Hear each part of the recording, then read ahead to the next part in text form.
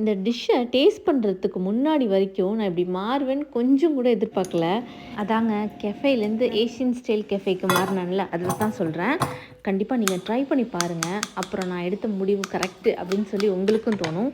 சரி, இப்போ எப்படி ரெசிபி பண்ணுறதுன்னு பார்க்கலாமா? மஷ்ரூமை நல்லா வாஷ் பண்ணிவிட்டு குட்டி குட்டியாக சாப் பண்ணி வச்சுக்கிறேன்.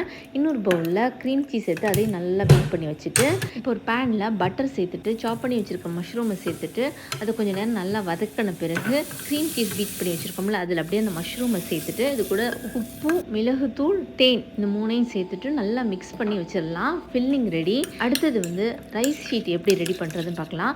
ஒரு பிளேட்டில் நான் வெது வெதுப்பான தண்ணி வச்சுருக்கேன். இன்னொரு பிளேட்டில் எண்ணெய் தடவிக்கலாம். இப்போ அந்த ரைஸ் ஷீட்டை அந்த வார்ம் வாட்டரில் டிப் பண்ணி இந்த எண்ணெய் தடவின பிளேட்டை வச்சுட்டு உள்ளார ஃபில்லிங் வச்சு மடிக்க வேண்டியதுதான். நான் வந்து ஒரு ஷீட் தான் வச்சேன். ஆனால் நீங்கள் வைக்கும்போது ஒரு 2 ஷீட் வச்சுக்கோங்க.